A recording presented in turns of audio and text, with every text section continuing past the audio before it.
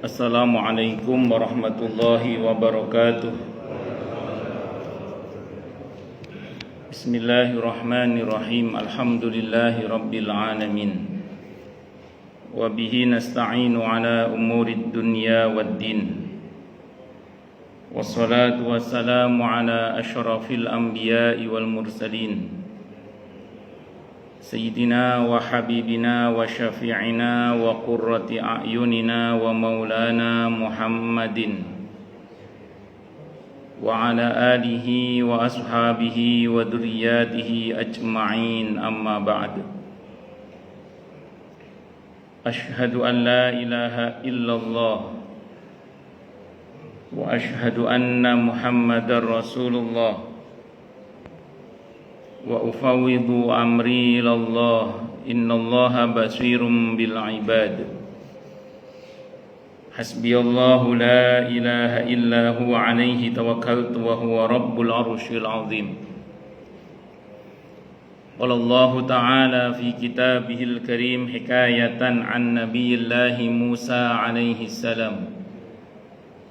Rabbi syrah li sadri wa yassir li amri wahlul 'uqdatam min lisani yafqahu qawli. Para alim, para asatidah, para bapak dan adik sekalian, hafizani wa hafizakumullah.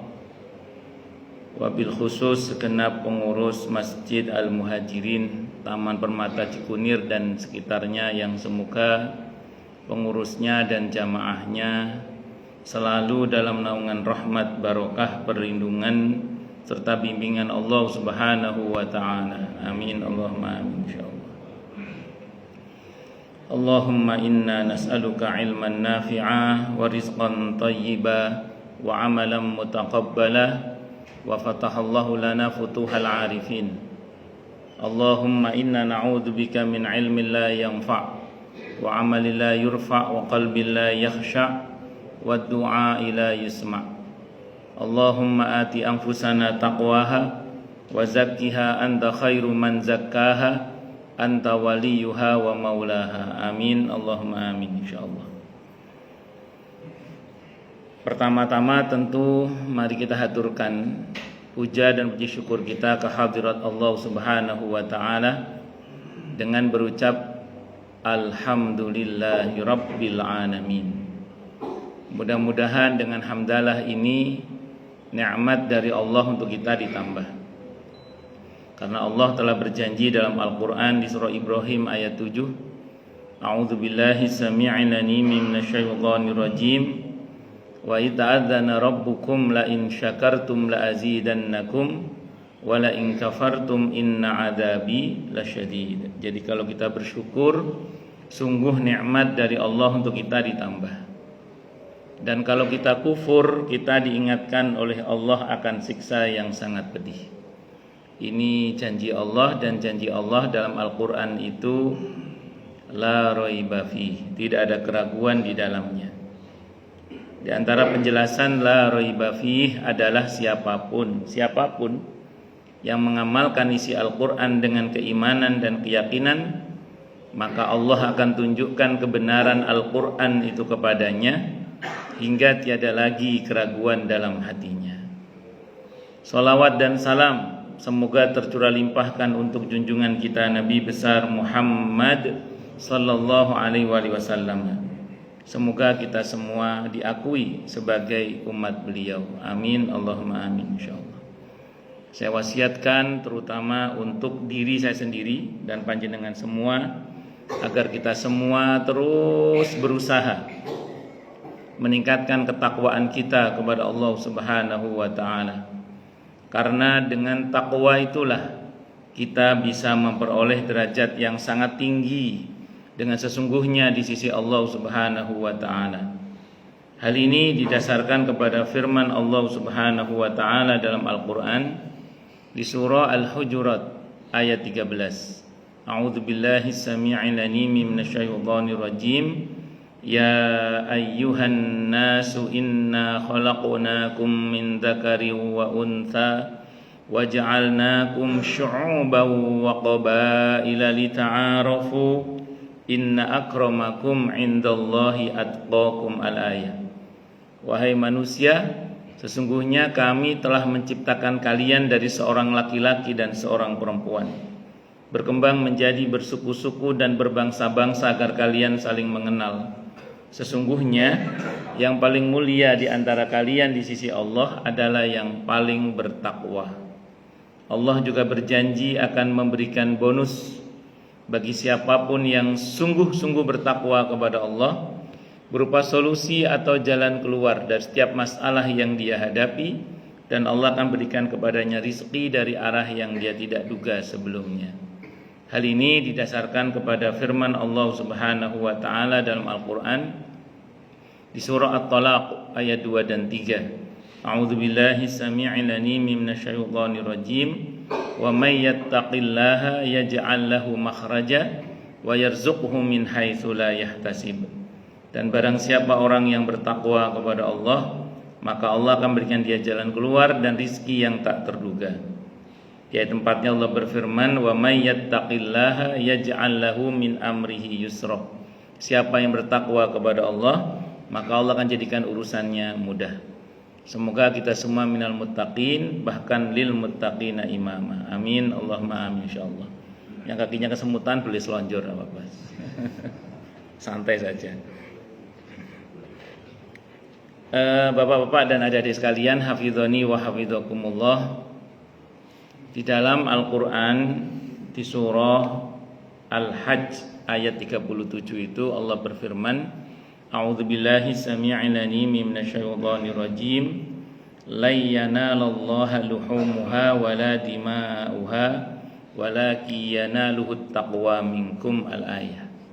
Jadi darah dan daging binatang yang kita kurbankan itu bukan itu yang sampai kepada Allah, tapi yang sampai kepada Allah adalah ketakwaan kita kepadanya. Jadi kalau disederhanakan, seseorang yang di dalam hatinya ada ketakwaan, tentu bila dia mampu, dia akan mewujudkan atau akan membuktikan ketakwaannya itu dengan berkurban. Bahkan seandainya pun misalnya dia tidak mampu, dia akan berusaha untuk menghidupkan syiar kurban itu tentu semampunya. Sebagaimana pernah diriwayatkan tentang Ibnu Abbas yang diketahui nyembelih ayam di saat Idul Adha itu, pasca salat Id. Ditanya, apa ini kurban? Enggak, ini bukan kurban.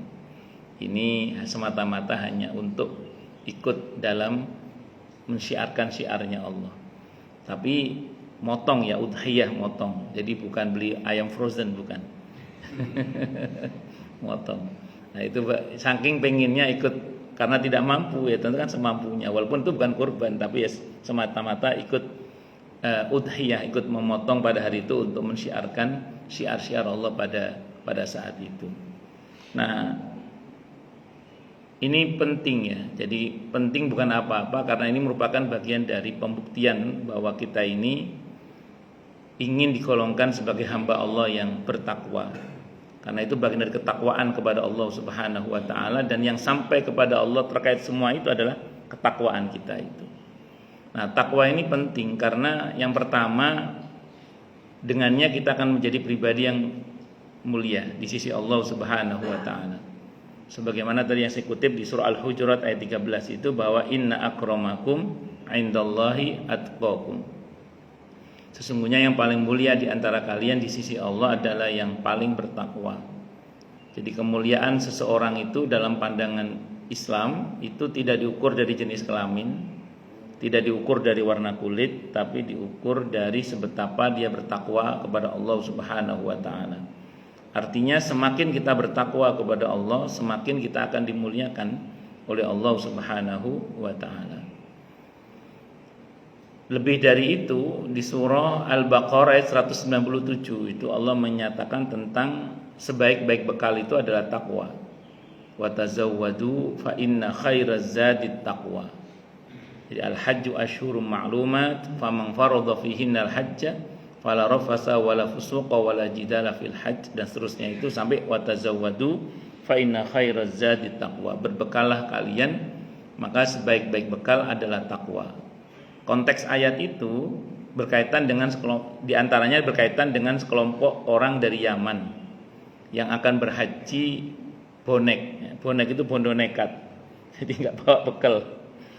Terus dilaporkanlah kepada Nabi kita Muhammad sallallahu alaihi wasallam, dan beliau menyatakan, turun ayat itu yang menegaskan wa tazawwadu fa inna khairaz zadi taqwa. Yo jenenge haji yo bawa bekal, tetap bawa bekal, tapi sebaik-baik bekal adalah takwa.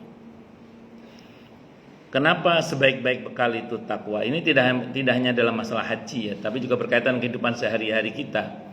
Karena saya sering sampaikan di sini mungkin bahwa di antara kaidah di dalam memahami Al-Qur'an itu adalah al-ibratu bi umumil lafzi la bi khususis sabab. Seringkali statement Allah dalam Al-Qur'an itu berlaku umum sebagaimana teksnya, tidak hanya berlaku khusus sebagaimana konteksnya gitu. Jadi walaupun konteks ayat itu bicara tentang haji, tapi itu tidak hanya semata-mata untuk haji, tapi untuk bekal kehidupan sehari-hari kita. Bahkan takwa itu sangat penting. Kenapa sangat penting? Karena tadi di At-Tolak ayat 2 dan 3 dan ayat 4 sempat saya sampaikan, dengan itu kita akan diberi solusi setiap masalah kita. Yang kedua, kita diberi rezeki yang tak terduga. Bahkan Allah janjikan kemudahan-kemudahan. Makanya takwa itu bekal yang sangat penting dalam kehidupan sehari-hari kita. Di samping bekal materi tentunya. Nah, di sini ada hal yang menarik. Saya baca dalam Sababun Nuzul, di antara rawinya adalah Imam Al-Hakim dan beberapa rawi-rawi yang lain dengan beberapa jalur riwayatan yang cukup banyak. Jadi walaupun riwayatnya ada yang mengatakan mursal, tapi karena jalur riwayatannya banyak, sebagian ulama masih tetap mencantumkan di dalam pembahasan Sababun Nuzul. Disebutkan oleh Ibnu Abbas radhiyallahu anhuma ketika membahas sababun nuzul surah At-Tolak ayat 2 dan 3 itu, yang menarik adalah ada seorang sahabat Nabi namanya Auf ibn Malik al-Ashja'i. Namanya Auf ibn Malik al-Ashja'i radhiyallahu anhu. Itu sowan menghadap kepada Nabi kita Muhammad sallallahu alaihi wasallam. Maka terus kemudian orang ini menceritakan tentang masalahnya. Di antara masalahnya adalah putranya ditawan oleh musuh. Jadi putranya ditawan oleh musuh. Ibunya si anak ini galau, istrinya si bapak ini, ibunya anak ini galau, resah. Maka Nabi berpesan kepada orang tuanya, bertakwalah kepada Allah dan perbanyak membaca la haula wala quwata illa billah atau kama qala. Jadi disuruh bertakwa kepada Allah dan disuruh membaca la haula wala quwata illa billah. Maka selang berapa waktu si bapak ini pulang. Setelah pulang, selang berapa waktu maksud saya, itu menghadap lagi kepada Nabi kita Muhammad sallallahu alaihi wasallam dan menceritakan, ya Rasulullah, kama qala, ini anak saya sudah bebas, alhamdulillah, masyaallah sudah bebas. Pulang-pulang bawa kambing banyak. Pulang-pulang bawa kambing banyak. Saya tanya, Cung, gimana ceritanya ini? Kok kamu bebas terus pulang-pulang bawa kambing banyak? Kata anaknya, ini mafhum riwayat ya, anu ya. Di hadisnya nggak ada anu ya, nggak ada, itu modifikasi. Ini mafhum riwayat. Anu ya, itu penjaganya lengah ya. Aku lari ya. Kambing tawanan sitaan, kambing rampasan perang mereka itu ngikuti aku ya.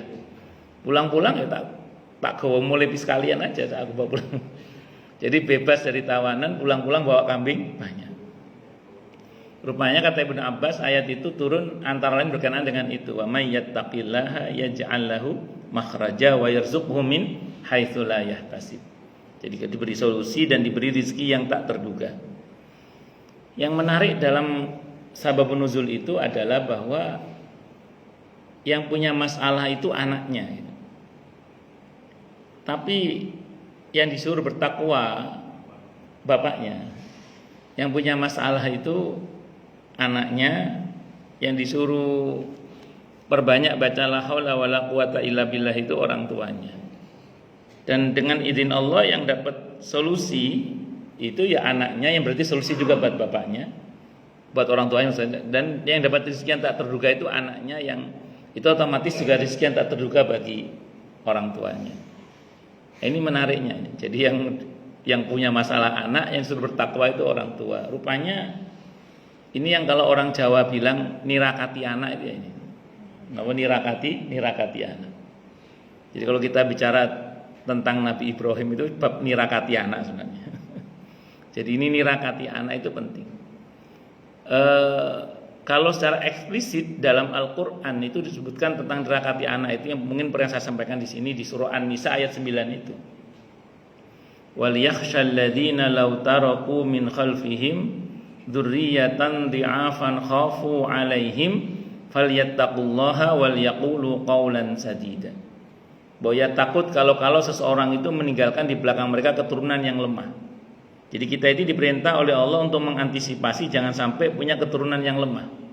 Lemah ilmu, lemah iman, lemah ekonomi, lemah syahwat, lemah segala-galanya lah. Jangan sampai lemah. Supaya enggak lemah, kita diperintah dua. Bertakwa kepada Allah dan berkata yang benar.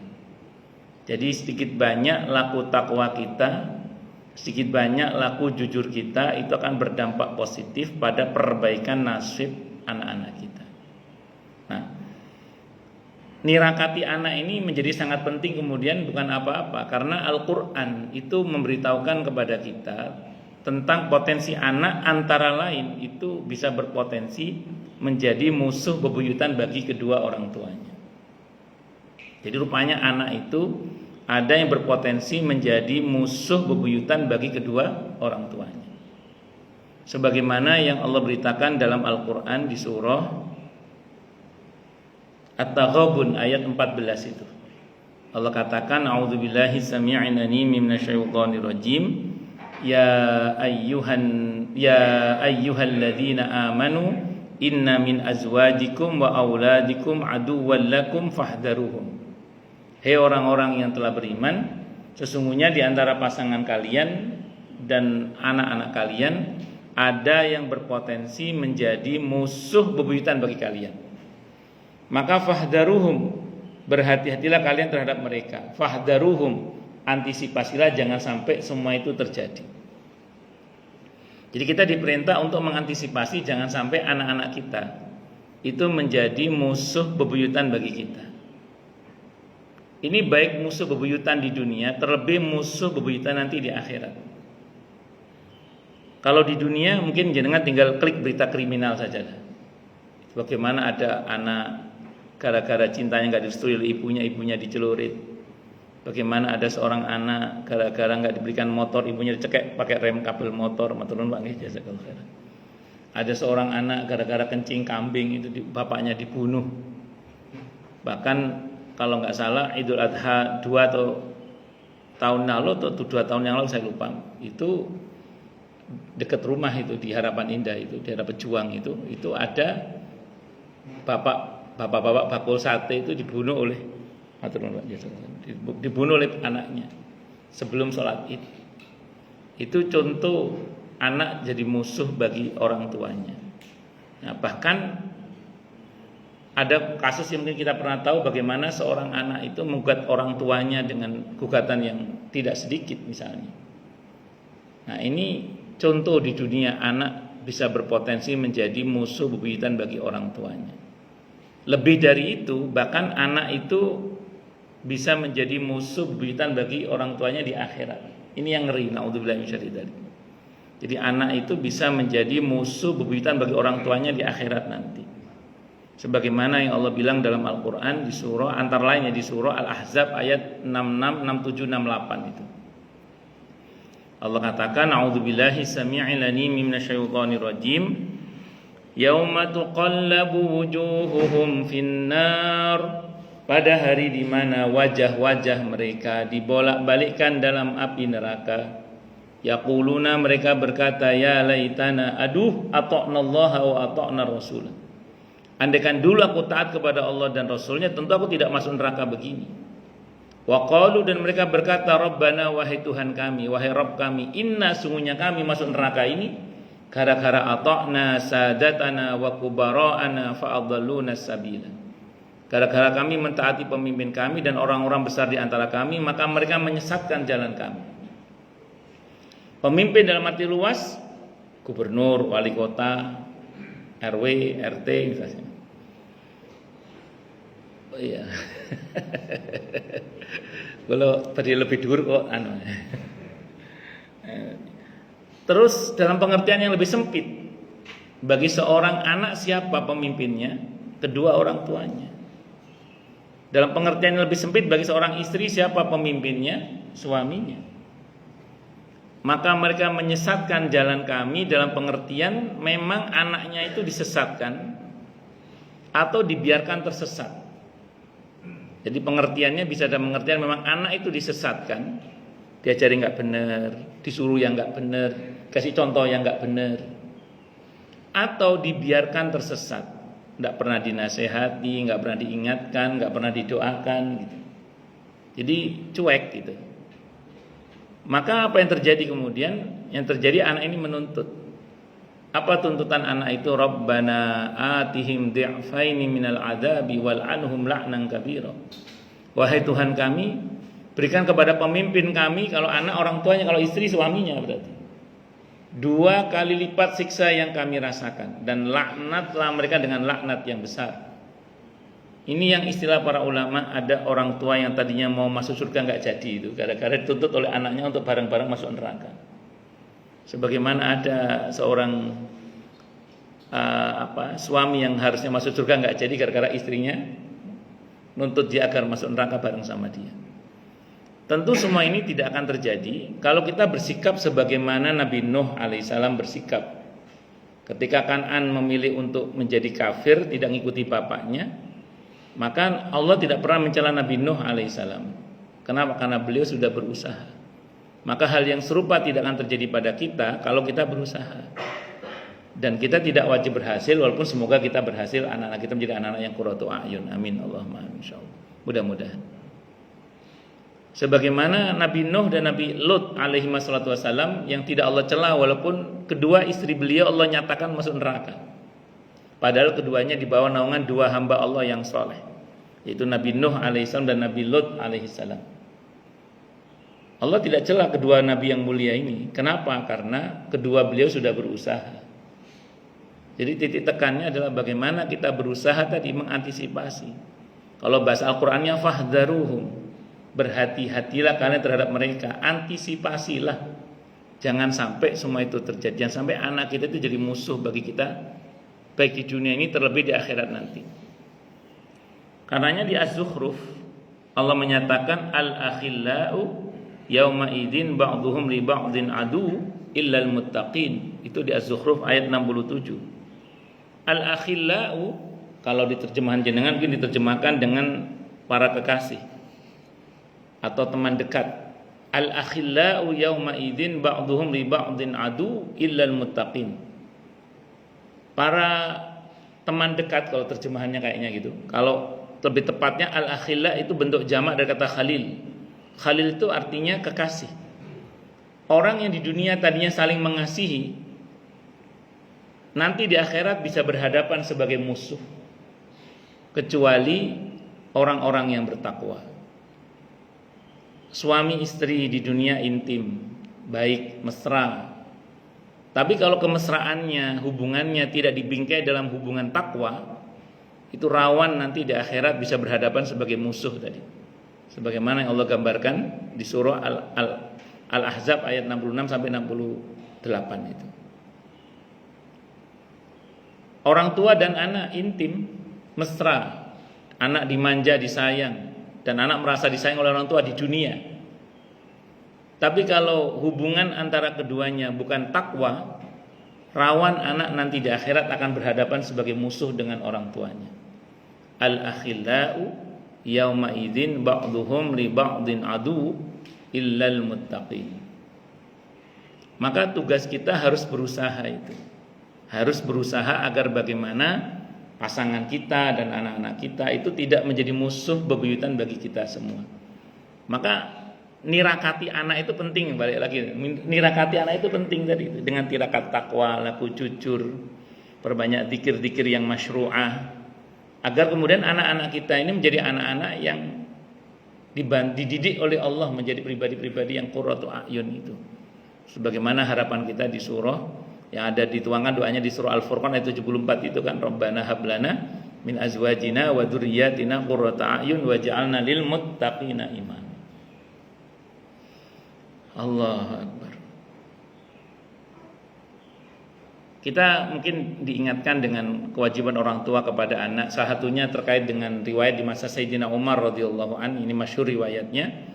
Ketika ada seorang ayah datang sowan menghadap kepada Sayyidina Umar radhiyallahu an dan berkata, "Ya Amirul Mukminin, anak saya telah mendurhakai saya." Kata beliau, "Panggil anakmu." SOP-nya gitu, kalau ada berita buruk tentang saudara sesama muslim, SOP-nya tabayun. Tabayun. Panggil anakmu, panggil anaknya. Ditanya baik-baik oleh beliau. Kalau bahasa kita, apa betul kamu telah durhaka kepada ayahmu? Si anak ini rupanya balik bertanya kepada Sayyidina Umar radhiyallahu anhu, "Ya Amirul Mukminin, saya mau bertanya dulu sebelum saya jawab. Apa hak saya yang harus dipenuhi oleh ayah saya? Jadi apa hak saya yang menjadi kewajiban ayah saya untuk memenuhinya?" Itu pertanyaan sang anak. Maka jawab oleh Sayyidina Umar radhiyallahu anhu, yang pertama diberi nama yang baik. Kata anak itu, nama saya artinya jelek. Jadi termasuk zalim orang tua kepada anak kalau dengan sengaja memberikan nama yang artinya buruk. Makanya saya sering bilang ke jamaah yang baru punya anak, yang masih muda-muda itu, kalau jenengan yang punya cucu, nah itu pesan saya itu kasih nama itu yang artinya baik, dan jangan mengandalkan nama-nama Islami yang ada di Google atau di buku kamus nama-nama Islami yang nggak jelas siapa yang nulis itu. Karena ini nyata ya, disampaikan ke saya soalnya. Pernah ada orang nanya ke saya, "Ustadz, cucu saya oleh bapaknya, oleh mantu saya mau diberi nama Sahi, Ustaz." Sahi. Apa di situ artinya Sahi, Bu, di nama-nama kamus nama-nama Islami? Wanita yang bersenang-senang atau apa gitu, saya nggak paham. Saya jawab, Sahi itu kalau bahasa Arab pasarannya teh itu. minum Sahi kan minum teh. Kalau bahasa Arab resminya Sahi dari kata sahwun, itu sahin fa'ilnya itu lupa, artinya orang yang lupa. Kalau syahi pakai shin itu ambisius. Itu kan jauh banget dari yang diharapkan. Pernah lagi orang yang ini real ya, orang nanya ke saya. Cucunya juga kalau nggak salah itu. Cucu saya mau diberi nama oleh orang tuanya Sahiroh, Ustaz. Sahiroh. Apa artinya Sahiroh di situ, Bu? Bulan purnama yang bulat itu. Sependek yang saya tahu, Bu, Sahiroh itu dalam bahasa Arab resminya itu tukang sihir wanita itu, Bu. Nenek sihir, kan Sahiroh, tukang sihir perempuan. Allahu Akbar. Jadi harus tahu artinya yang sesungguhnya. Makanya tanyakan kepada ahlinya, apa maknanya ini, Ustaz? Itu seperti itu. Nama siapa, Mas? Tony. Nama lengkap Syaitoni misalnya. Repot. misalnya repot. Nah, jadi saya ulang ya, hati-hati. Makasih, nah, itu termasuk anak diberi nama yang baik. Sependek yang saya pelajari, tidak kurang dari 600 sahabat yang namanya diganti oleh Nabi kita Muhammad sallallahu alaihi wasallam, termasuk tempat ya, karena artinya buruk itu. Nah, terus kemudian yang kedua, kata Sayyidina Umar, diberi ibu yang baik. Karenanya dalam Islam pendidikan itu sejak mencari istri, bukan sejak dini. Pernah ada seorang ulama bilang, "Syekh, anak pertama saya sudah lahir. Ajari ke saya tentang bagaimana mendidik anak yang baik." Kata beliau, "Sudah terlambat kamu." Harusnya dari kemarin ketika sejak mencari istri. Nah, itu. Jadi pendidikan itu sejak mencari istri atau sejak mencari suami kalau bagi si wanita. Karena termasuk hak anak adalah diberi ibu yang baik. Termasuk hak anak adalah diberi ayah yang baik. Ya tentu panjenengan udah terlanjur kan? Sudah terlanjur. Saya. Ya tentu bukan berarti terus diartikan yang tidak benar. Pengertian yang benar adalah ya wis, berarti itu kewajiban kita. Kewajiban kita sebagai seorang suami adalah mendidik istri kita agar menjadi ibu yang baik bagi anak-anak kita. Saya ulang ya, ini jadi kewajiban kita sebagai suami untuk mendidik istri kita agar menjadi ibu yang baik bagi anak-anak kita. Cuman beberapa jamaah bapak-bapak itu ada yang nanya ke saya, ini real nanya ke saya, bagaimana kalau kita kurang ilmu, Ustaz? Jadi faktanya kan menurut saya sebagian kita kurang ilmu untuk mendidik secara langsung istri kita. Sebagian ada yang kurang nyali, ada ya.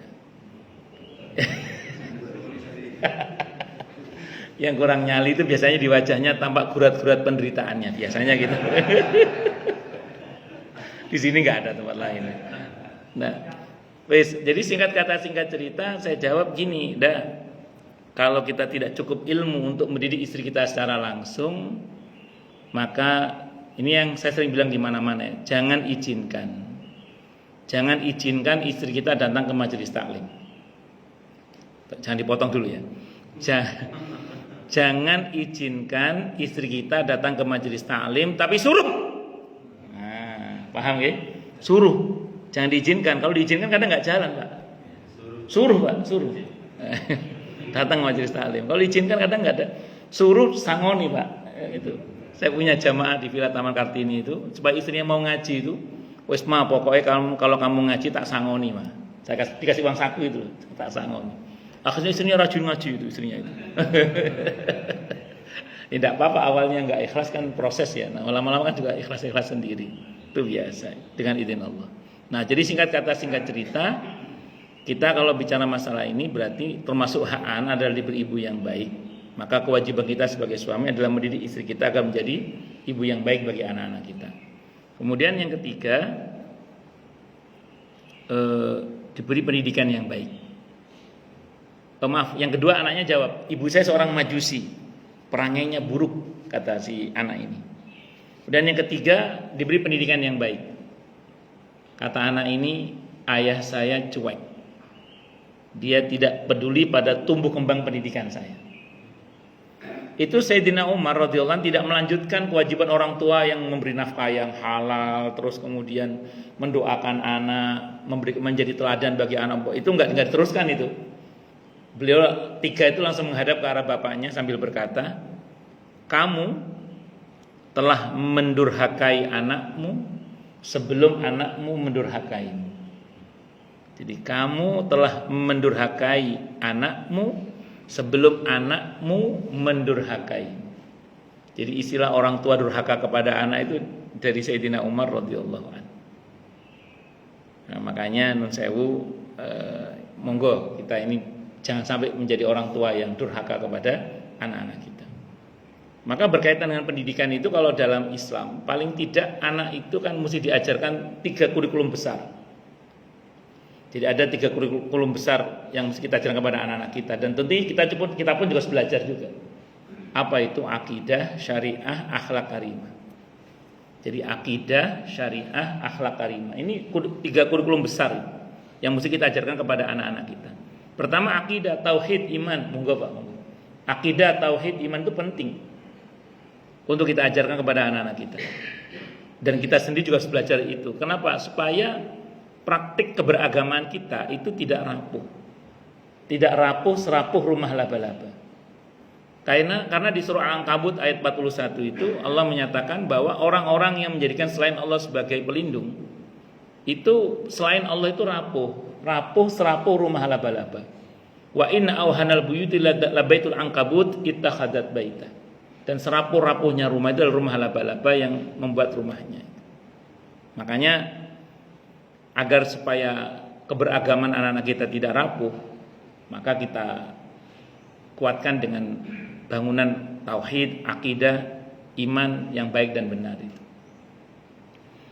Contoh yang paling sederhana ya, supaya kalau bedanya orang belajar akidah sama tidak belajar akidah dalam bersikap, kita bisa melihat rapuh dan tidak rapuh itu dari contoh kasus misalnya ini.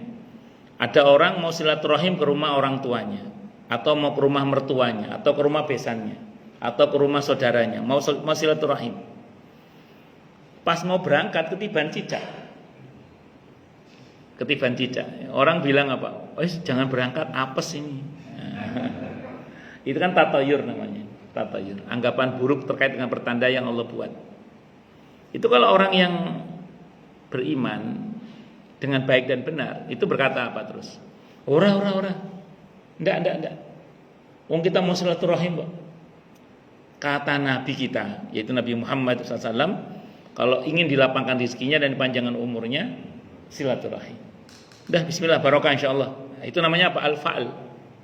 Optimis namanya. Dan Nabi lebih menyukai al-fa'al, optimis itu. Dan penetralisirnya tatayur itu tawakal kepada Allah. Udah, hasbunallah wa ni'mal wakil. Jalan, bismillah. Jalan, barokah insyaallah. Bismillah, jalan.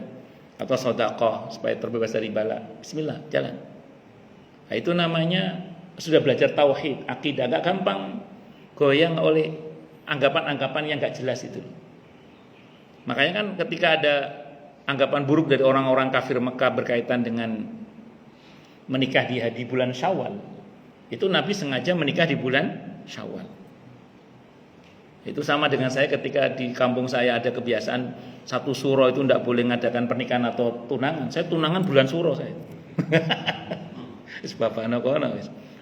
Karena biar orang nggak punya beranggapan buruk terus. Alhamdulillah lama-lama kok nggak ada lagi anggapan itu. Kenapa? Karena semua tato itu kan kita kembalikan kepada Allah dengan mengatakan hasbunallah wa ni'mal wakil. Nah, terus jadi jangan lupa bahwa al-fa'al optimis itu lebih Nabi sukai. Nah, tentu ini berbeda dengan firasat ya. Karena kalau firasat ada babnya sendiri dalam riwayat At-Tirmidzi. Walaupun di bab ini ada yang menghasankan, ada yang melemahkan, bahwa kata Nabi, ittaqu firasatal mu'min. Takutlah kalian dengan firasatnya seorang mukmin, karena fa innahu yanzuru binurillah. Karena sungguhnya dia melihat dengan cahaya Allah. Lihat At-Tirmidzi au kama qala. Walaupun ini ada yang mendhaifkan, tapi ada yang menghasankan juga. Jadi au kama qala, berhati-hatilah kalian dengan firasat seorang mukmin, karena dia melihat dengan cahaya ilahi, dengan cahaya Allah. Jadi bedakan tatoyur. Kita kalau nggak ngaji akidah kan kita nggak ngerti mana batasan tatoyur, mana batasan firasat gitu. Firasat itu kan intuisi, lebih kepada tiba-tiba muncul perasaan nggak enak gitu. Jadi ada sesuatu dalam hati, ada sesuatu dalam hati itu kalau bahasa Indianya itu kuch hutahi itu. Kalau saya nggak salah itu gitu. Jadi ada sesuatu yang nggak enak, ganjel gitu loh. Saya nggak tahu, jenengan pernah nggak ngalami kepikiran anak, kepikiran istri, kepikiran orang tua itu. Itu kalau kita kepikiran anak, kepikiran istri, kepikiran orang tua, itu jangan cuma di telepon itu. Jangan cuma di video call, karena telepon itu nggak bisa merubah takdir. Video call itu nggak bisa merubah takdir, tapi doakan. Itu firasat. Jadi kalau firasat, bolehlah kita, aku kok enak pikiranku ini. Itu ditenangkan dulu, karena seorang mukmin itu melihat dengan cahaya Allah. Itu riwayat At-Tirmidzi antara. Ayat begini tindakannya pun tindakan i'tiqad yang benar dalam bentuk apa? Berdoa, bertawakal, terus sedekah, antisipasi agar jangan sampai apa yang tiba-tiba muncul dalam perasaan itu kejadian. Karena ada satu hadis riwayat At-Tirmidzi, hadisnya Hasan Gharib atau Imam At-Tirmidzi, Nabi bersabda kama qala, tidaklah bergabung dalam hati seorang hamba yang mukmin rasa harap dalam keadaan yang sangat menegangkan seperti ini, kata Nabi saat itu berkaitan dengan ada seorang sahabat yang sedang mengalami sakaratul maut, rasa harap dan rasa takut kepada Allah, kecuali Allah akan berikan kepadanya apa yang dia harapkan dan Allah akan selamatkan dia dari apa yang dia takutkan. Jadi kalau ada ketakutan yang tiba-tiba menguat, perkuat harapan. Semakin menguat ketakutan, semakin menguat harapan, terus gitu. Tolong bedakan antara tatoyur dan firasat ya. Nah, kalau tatoyur di ketiban cicak ada anggapan buruk, nah itu bismillah al-fa'al. Optimis saja, bismillah hasbunallah wa ni'mal wakil. Tapi kalau firasat itu lebih kepada intuisi yang tiba-tiba muncul dengan izin Allah, dan itu kita disuruh mengantisipasi. Berhati-hatilah dengan firasat seorang mukmin karena dia menatap dengan cahaya Allah. Fa innahu yanzuru binurillah. Nah, terus kemudian yang kedua, contoh yang lain misalnya ada orang datang ke panjenengan bilang, "Mas, aku pinjam rumahmu Mas ya, tak buat nerima lamaran anakku. Rumahku masuk gang ya Mas, sempit. Nanti kalau besanku masuk ke dalam kayaknya susah." Terus ada tetangga yang bilang panjenengan gini, anak sampean lo belum nikah kok nerima lamaran orang lain. Nanti anakmu nggak laku-laku nikah." Nah, kan ada yang begitu ya. Saya ngomong gini karena pernah ada yang ngomong ke saya begitu soalnya gitu. Pernah ada orang ngomong gitu. Maka saya jawab, oh enggak begitu. Nabi saya, Nabi kita Muhammad SAW itu menyatakan kalau kita menolong orang lain, kita akan ditolong oleh Allah. Wallahu fi aunil abdi, maka al abdu fi auni akhi, hadisnya sahih Muslim. Itu keyakinan saya. Jadi kalau saya nolong saudara saya, insya Allah saya akan ditolong oleh Allah.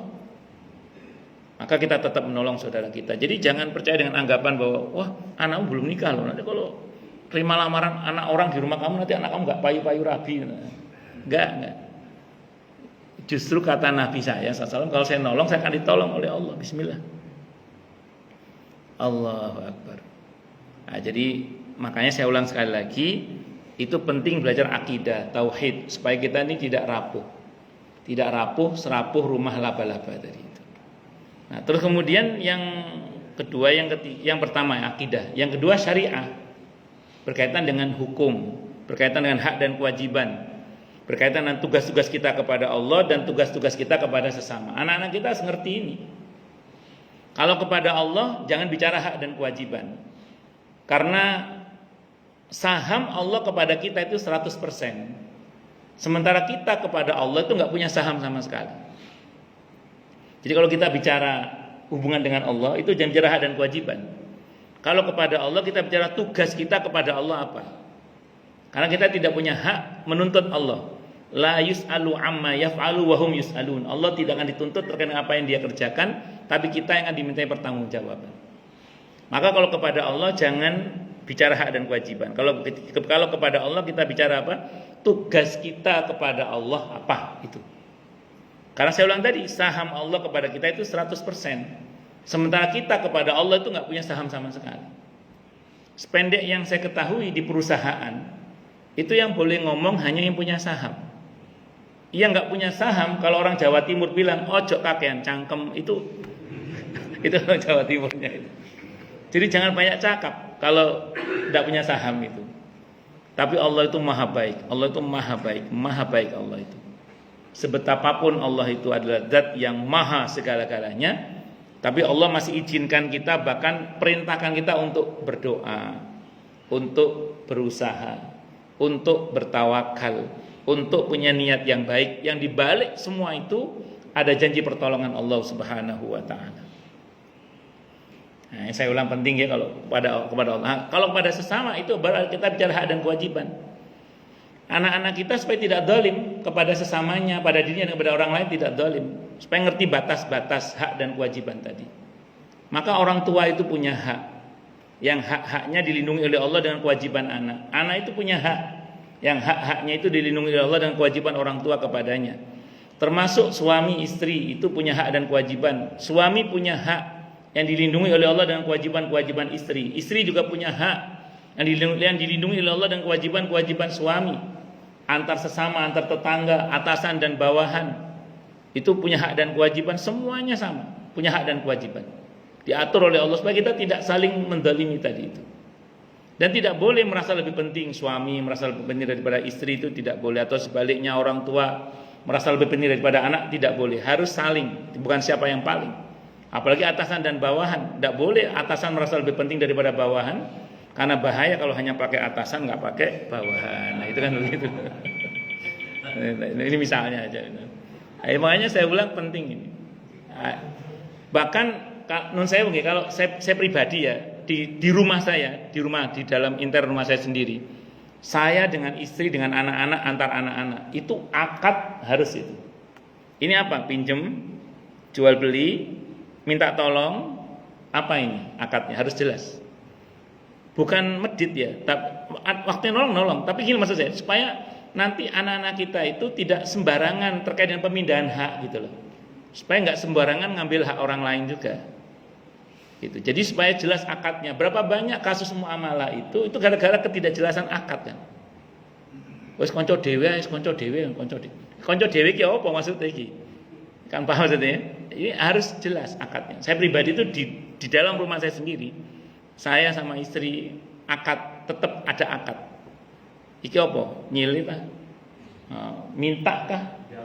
Nah, jaluk. Harus jelas itu. Ini jual beli kah gitu. Itu betul. Saya antar anak juga sama. Saya suruh begitu. Itu mendisiplinkan mereka terkait dengan hak dan kewajiban. Jangan sampai dia nanti main ke rumah saudaranya. Wih mbak, api buat aku ya. Wih, bis. Akhirnya ketika ada saudaranya mau main ke rumahnya, apa kata yang tuan rumahnya? Sembunyikan semua. Iki wong itu. Ini orangnya arepan iki. Ya Allah. Kepinginan ini. Naudzubillah ini. Itu betul, itu ajarkan ke anak-anak kita supaya anak kita tidak zalim. Dan yang terakhir, akhlak al-karimah, al-akhlak al-karimah, budi pekerti yang baik. Itu penting gitu. Agar anak-anak kita itu indah hubungannya dengan Tuhannya, Allah, dan indah hubungannya dengan sesamanya. Jangan sampai nanti orang mengatakan, itu katanya rajin ngaji itu kok judes misalnya gitu. Itu katanya rajin ngaji tapi kok sombong misalnya. Itu katanya, jangan sampai orang berkata begitu. Bukan apa-apa, karena untuk memperindah hubungan antara kita dengan Tuhan kita dan kita kepada sesama kita. Karena sudah bunyi tutut. Monggo silakan yang mau tanya dulu. Tanya, protes, marah boleh silakan. Monggo silakan kalau ada. Kalau nggak ada berarti jelas semua. Atau tidak jelas semua. Monggo. Jelas semua ya. Masya Allah. Ini cukup nih. Apa mau lanjut lagi? Oh, masih belum. Oh, masih belum. Ya, oke. Ada. Pak Doni mau nanya? Enggak. Oh, oke, monggo. Kalau enggak mau saya teruskan lagi kalau gitu. Gimana Pak Doni? Ya, saya tadi sudah sampaikan soal anak yang walaupun ayah ya nanti atau soleh. Oke. Dicontohkan sama Allah. Begitu juga yang contoh-contoh yang orang punya soleh anaknya. Itu berarti ada prerogatif Allah di situ. Iya, betul. Jadi gini ya, tidak selalu buah itu jatuh tidak jauh dari pohonnya itu. Kadang buah itu jatuh di kali terus ke akarnya kemana gitu. Sebenarnya apa yang saya sampaikan tadi itu kan contoh-contoh yang mungkin kurang menarik. Tapi ada contoh yang menarik juga. Ini penting supaya kita ini tidak memandang sebelah mata sebagian anak yang mungkin bapaknya kurang baik. Abu Jahal itu putranya namanya Ikrimah, itu sahabat besar radhiyallahu anhu, muridnya Ibnu Abbas radhiyallahu anhu. Ikrimah itu. Abu Lahab itu putrinya namanya Darrah radhiyallahu anha, itu ulama besar juga dari kalangan wanita sahabiyah, namanya Darrah radhiyallahu anha. Itu putrinya Abu Lahab. Siapa yang tidak ngerti Walid bin Mughirah? Gento itu. Putranya Saiful, Gento itu apa? Tapi putranya itu Saifullah. Gelarnya itu Saifullah, pedangnya Allah. Allahu Akbar. Nabi Musa itu besar dalam asuhan di istana Fir'aun, tapi jadi Nabi dan Rasul. Samiri itu asuhannya malaikat Jibril, tapi jadi Dajjal. Coba bayangkan itu yang kata para ulama, ngerinya satu sifat Allah yang itu sakarape dewe itu ngeri itu. Karena Allah kalau sudah berkehendak wis suka-suka Allah. Walaupun kita punya keyakinan Allah tidak akan zalim kepada hamba-hambanya. Maka kita nggak usah fokus pada apa yang Allah ke kita. Sekarang fokus ke kita, tugas kita dari Allah untuk kita apa gitu aja. Maka tadi berkaitan dengan anak, ya sudah, tugas dari Allah untuk kita apa? Allah suruh kita tadi ngasih nama yang baik, memberikan ibu yang baik, berikan pendidikan yang baik, mendoakan mereka dengan sungguh-sungguh. Bahwa kemudian saya ulang, namanya manusia, kadang ada gagal-gagalnya. Tapi insya Allah kalau kita sudah berusaha, kita tidak akan bisa dituntut. Tapi kalau kita tidak pernah berusaha, maka itu yang potensi terjadi di surah Al-Ahzab ayat 66 sampai 68 tadi itu. Jadi kalau Bapak nanya apakah ini memang hak prerogatif Allah, jawabannya memang iya. Itu seperti itu. Wallahu a'lam bishawab. Di Al-Qur'an itu orang-orang yang sekeluarga disebut baik itu tidak banyak di Al-Qur'an itu. Itu hanya keluarga Nabi Ibrahim alaihissalam, yang kedua keluarga Imran, dan yang ketiga keluarga Nabi kita Muhammad sallallahu alaihi wasallam. Jadi di surah Ali Imran ayat 33 Allah berfirman, "Innallaha astafa Adama wa Nuha wa ala Ibrahim wa ala Imrana 'alal alamin."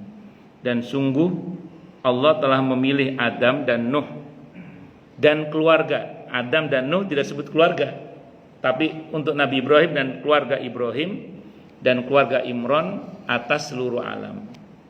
Kalau untuk Nabi nanti di ayat yang lain terkait dengan Ahlul Bait itu. Jadi ini penting untuk kita pahami 3 keluarga ini. Jadi kalau mau belajar membentuk keluarga yang baik, belajar dari terutama pada 3 tokoh ini.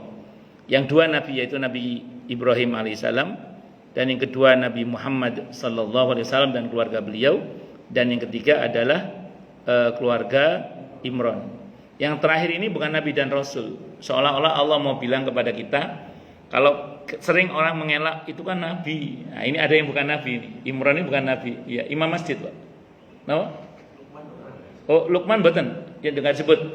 Yang sebut itu cuma 3 untuk sekeluarga.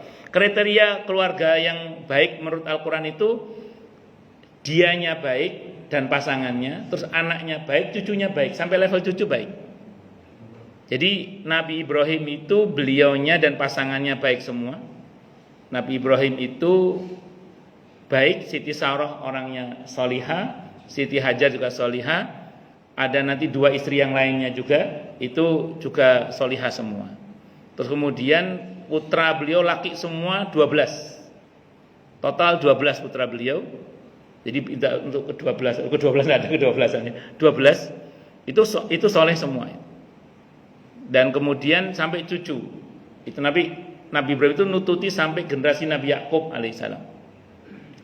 Nabi Ibrahim itu ketakwaannya yang luar biasa itu sampai beliau mendapat gelar Khalilullah, kekasihnya Allah. Terus tidak ada lagi Nabi dan Rasul kecuali keturunan Nabi Ibrahim alaihissalam, diborong habis kemuliaan oleh Nabi Ibrahim itu. Kemudian yang ketiga, Nabi Ibrahim itu dalam riwayat Ibnu Hibban tidak akan mati kecuali beliau yang mau mati. Makanya beliau itu sempat lupa, gak minta mati. Dikutip dalam riwayat Ibnu Hibban, termasuk ada dalam kitab At-Tadhkir Imam Al-Qurtubi itu, yang Allah utus malaikat maut datang kepada Nabi Ibrahim. Terus kata Nabi Ibrahim kepada malaikat maut, apa tega seorang kekasih mencabut nyawa kekasihnya? Maka malaikat maut balik lagi, lapor sama Allah, kata Allah bilang sama Ibrahim, apa anda mau seorang kekasih ketemu dengan kekasihnya? Akhirnya kata Nabi Ibrahim, cabut nyawaku sekarang juga. Itu ada dalam riwayat Ibnu Hibban, ada dalam riwayat Imam Al-Qurtubi dalam kitab At-Tadhkirahnya itu. Itu diantara keutamaan Nabi Ibrahim alaihissalam. Nah, jadi sampai dengan Nabi Yakub ada, itu Nabi Ibrahim masih hidup. Panjang usia beliau Nabi Ibrahim itu. Nah, singkat cerita, itu sekeluarga. Jadi pasangan beliau dan pasangannya, putranya, cucu itu baik semua. Makanya Allah kasih stempel Nabi Ibrahim baik, sekeluarga itu baik. Yang kedua Nabi kita Muhammad sallallahu alaihi wasallam itu sampai dengan generasi cucu baik semua. Jadi Nabi kita Muhammad SAW dan seluruh istri beliau radhiyallahu anhun, terus kemudian semua cucu beliau. Yang populer Sayyidina Hasan dan Sayyidina Husain radhiyallahu anhuma. Ada satu lagi sebenarnya cuma meninggal di waktu kecil, namanya Umamah radhiyallahu anha, itu cucu Nabi juga. Nah, jadi itu semuanya soleh. Nah, termasuk Imran.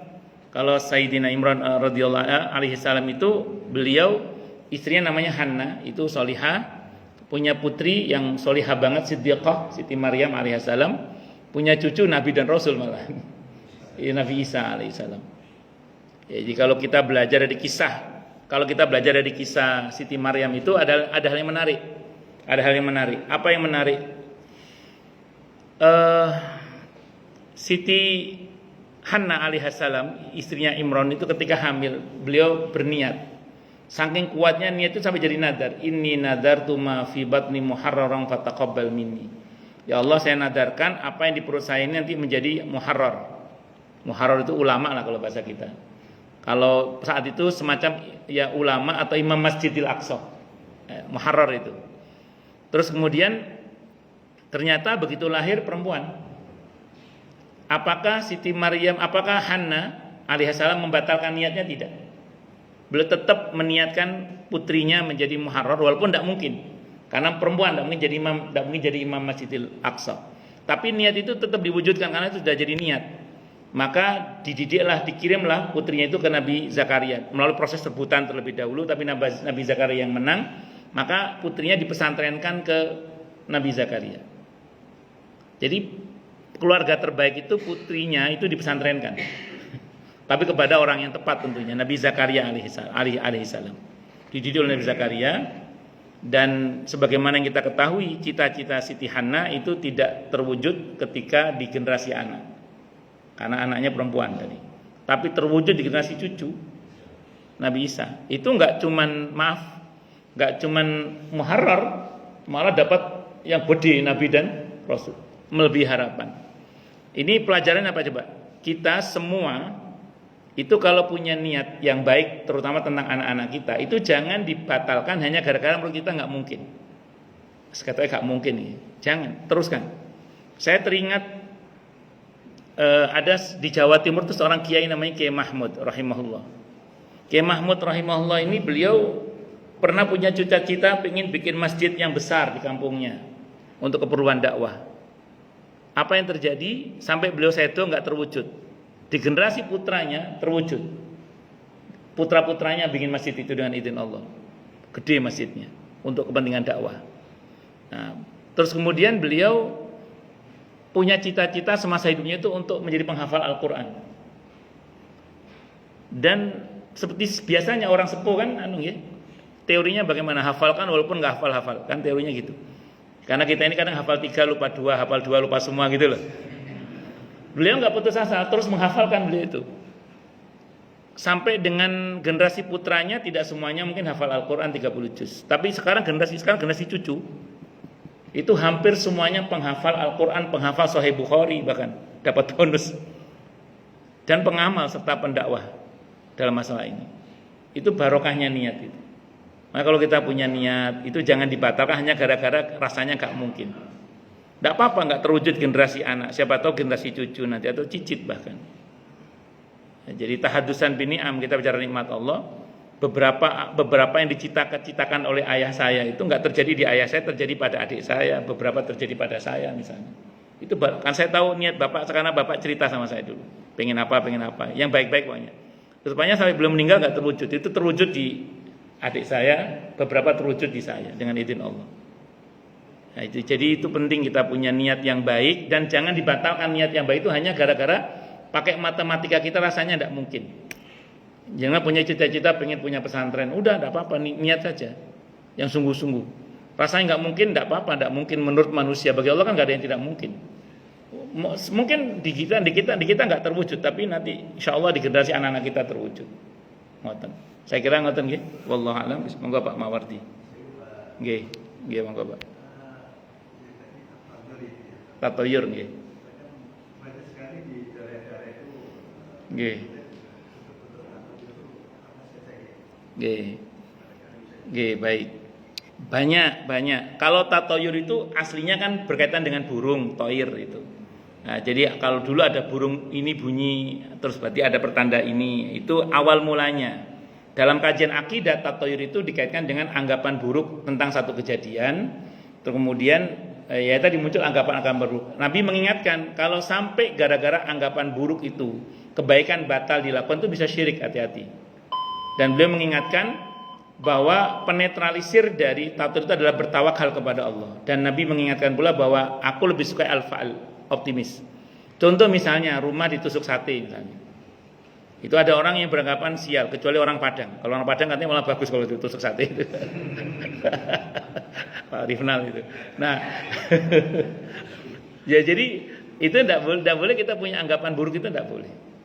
Nah, maka kalau beli aja. Yang penting aman, baik gitu aja secara sunatullah. Bahwa kemudian kalau orang rumah ditusuk sate biasanya cenderung kena angin, terus mudah kotor, ya ditaruhlah tanaman apa di depannya supaya tidak mudah kotor rumahnya misalnya. Maka ada orang bilang kalau punya rumah tusuk sate tanam bambu kuning misalnya. Bukan apa-apa, untuk filter supaya nggak gampang kotor misalnya. Jadi bukan terus enggak. Itu seperti itu. Termasuk ngeten Pak Mawardi. Saya pernah, ini real juga, pertanyaan real ke saya juga. Nanya ke saya orang itu. Zamannya